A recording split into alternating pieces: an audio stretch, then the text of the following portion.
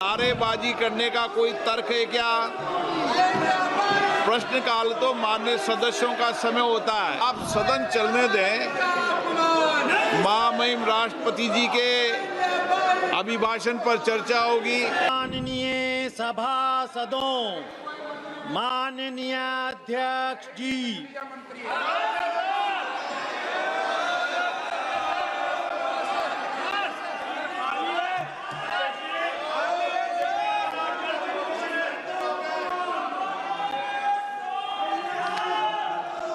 धर्मेंद्र जी, एक मिनट। निधन संबंधी उल्लेख करना है। प्लीज बैठिए बैठिए बैठिए।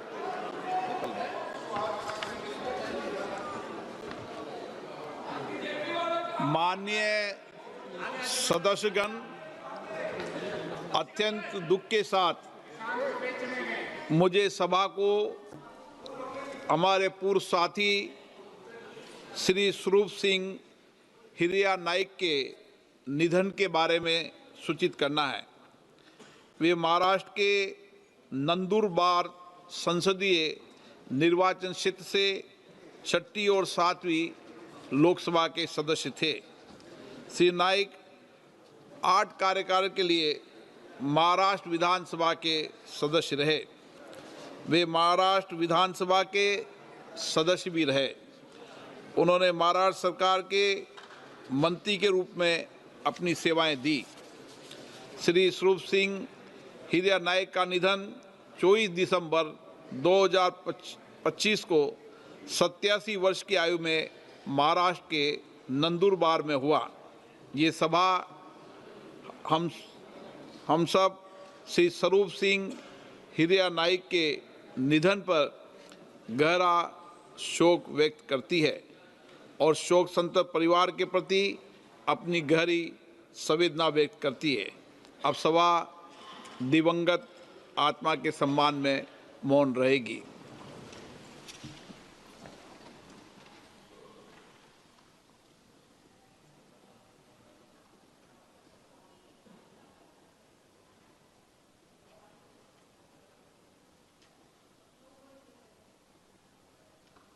ओम शांति।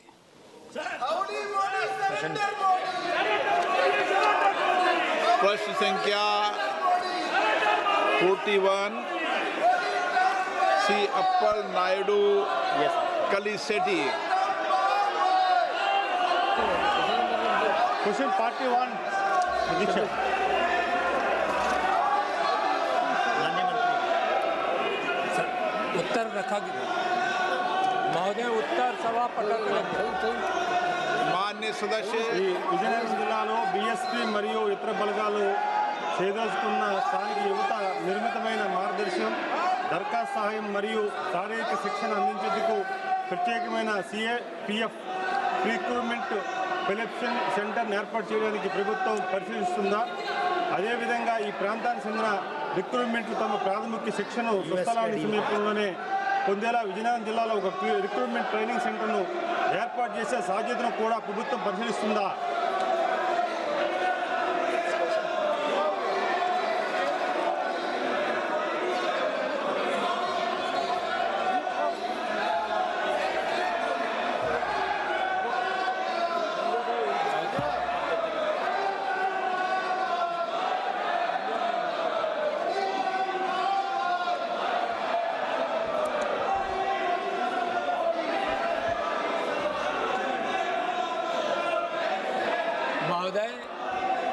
आंध्र प्रदेश में सीएपीएफ के एक प्रशिक्षण संस्थान है।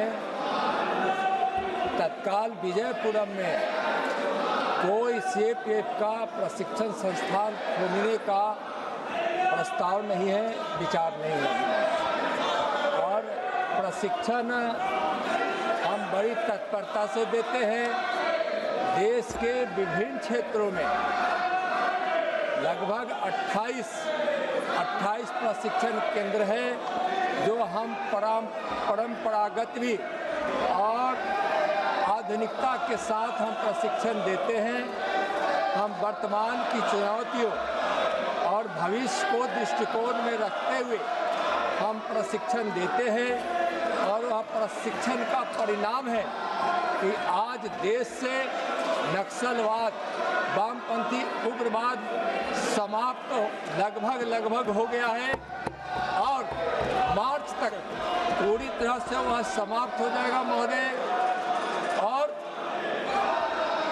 आतंकवाद रोधी कार्रवाइयों में सफलता मिली है। हम देश की आंतरिक सुरक्षा को सुनिश्चित करने में हम कामयाब हो रहे हैं। आज नॉर्थ ईस्ट में आज शांति बहाल है।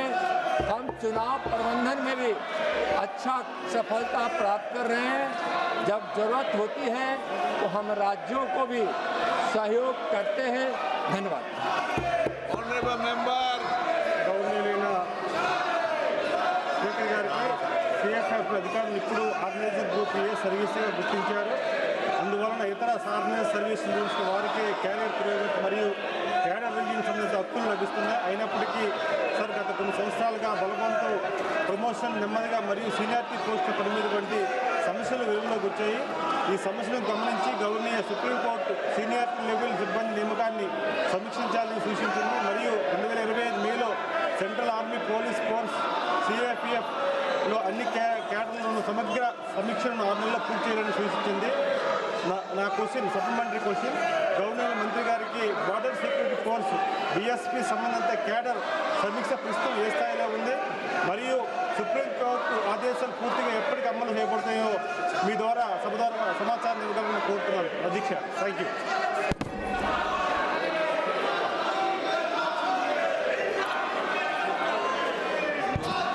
महोदय, प्रमोशन एक हमारे यहाँ सीएपीएफ की सतत प्रक्रिया है और प्रमोशन की हम हमेशा समीक्षा भी करते हैं और समय समय पर हम प्रमोशन भी देते रहते हैं। और जहाँ तक हमारे सीएपीएफ के प्रमोशन के तथ्यों को उजागर करने की बात माननीय सदस्य कहे हैं, तो प्रमोशन की प्रक्रिया हमारी पारदर्शिता के साथ समय पर हम उसको पूरा करते हैं।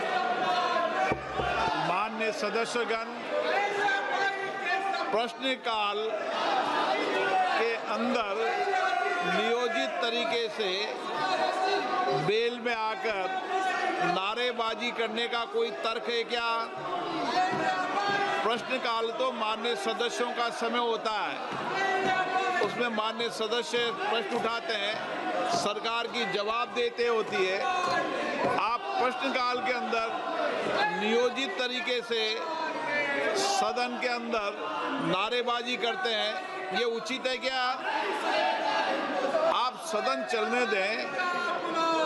महामहिम राष्ट्रपति जी के अभिभाषण पर चर्चा होगी, बजट पर चर्चा होगी, सभी मान्य सदस्यों को पर्याप्त मौका मिलेगा।